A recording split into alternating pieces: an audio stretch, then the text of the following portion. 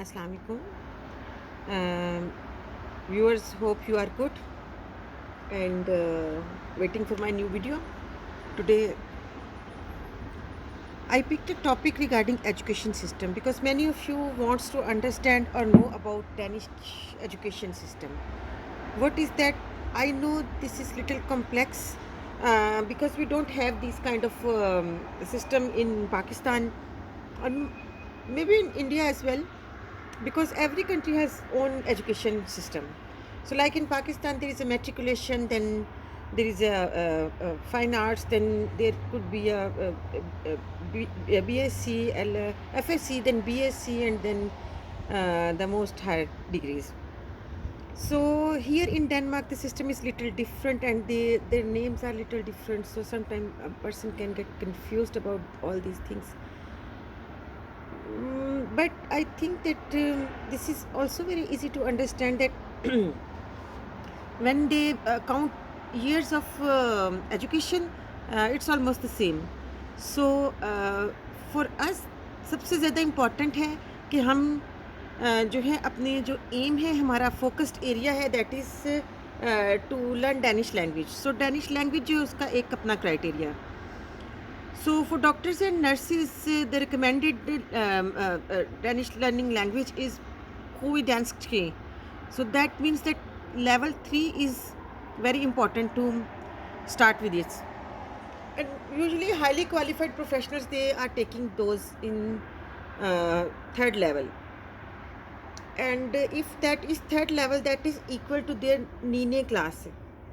और नीने क्लास क्या है, जैसे हमारा एक सेट है ना कि आपने इनका जो 9th ग्रेड अगर वो किया हो तो उसकी बेस पे ये लोग कोर्स कर सकते हैं, बहुत सारी चीज़ें आगे कर सकते हैं.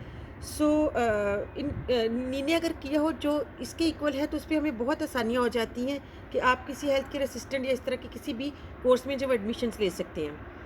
सो ये एक आपके लिए वे आउट बन जाता है. अगर तो आप PD3 में लेते हैं तो वेल एंड गुड, तो ये एक बहुत अच्छा आपका पहला स्टेप जो है वो आपका ठीक रहेगा और आप इसमें अपनी बहुत स्ट्रगल करें. PD3 जो है वो थोड़ा मुश्किल स्टेप है क्योंकि ये इतना आसान नहीं है. इसमें जो है वो इनके रिक्वायर्ड स्कोर होते हैं. डॉक्टर्स के लिए तो हैं 7-7-10, नर्सिस के लिए रिक्वायरमेंट नहीं है, लेकिन फिर भी ये आपको नहीं लेते जब तक कि आपके जो है वो 2 नंबर नहीं आए होते. 2 number 2 characters are very important to get because this is a passing grade.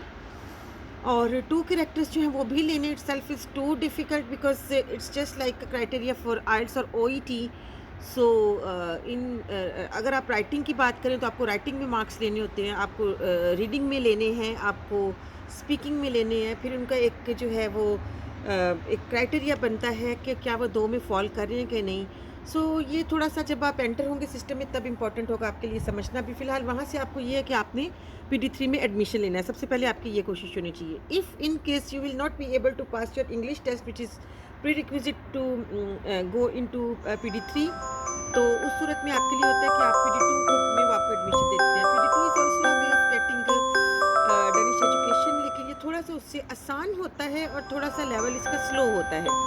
सो ये भी बहुत अच्छा है कि आप ये कर लें, क्योंकि अगर आप ये करेंगे उस सूरत में भी आपको जो है वो ले सकते हैं नर्सिस को स्पेशली जो है, पर डिपेंड करता है कौन से हॉस्पिटल्स में कितनी उनके पास पोजीशंस हैं, इमरजेंसी चाहिए कि नहीं. लेकिन डेफिनेटली वो प्रेफर जो है वो PD3 को करेंगे, PD2 को नहीं करेंगे. सो PD2 जो है उसको आपको इक्वलेंसी कर सकते हैं, इक्वलेंट उसकी.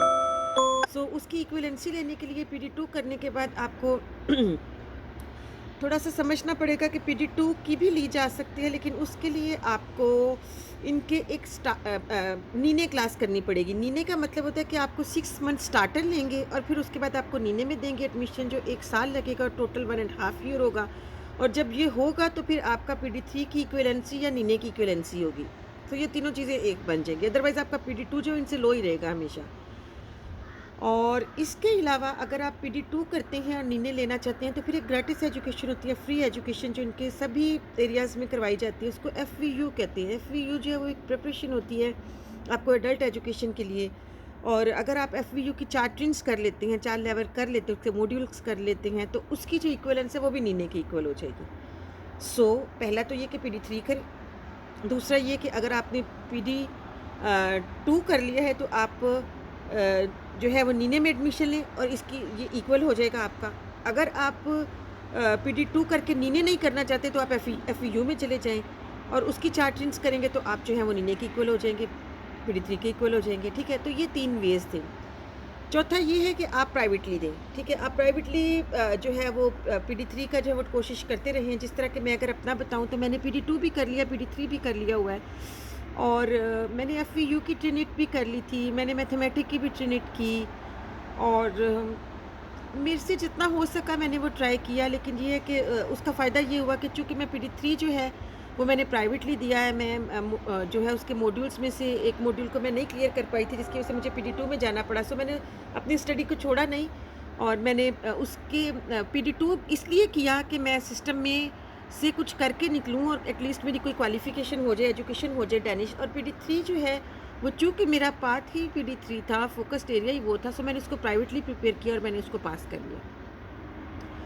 सो किसी टाइम में मैं आपके साथ शेयर भी करूँगी, इसके रिज़ल्ट्स भी मेरे बड़े अच्छे आए। जो PD2 है उसमें मेरा तो 12 और 10 कैरेक्टर आया। ये हाईएस्ट कैरेक्टर्स थी क्योंकि 12 जो है वो इनका हाईएस्ट कैरेक्टर है, लोएस्ट है वो -3 है।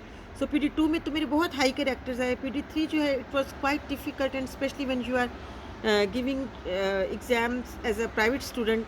सो ये उससे डबल टाइम से वो डिफ़िकल्ट हो जाता है। सो उसमें भी मेरे अच्छे मार्क्स आए, बहुत अच्छे आए। ओवरऑल इतना आया कि मैंने पास कर लिया और मैं जो हूँ इस वक़्त इनके नीने के इक्वल हूँ।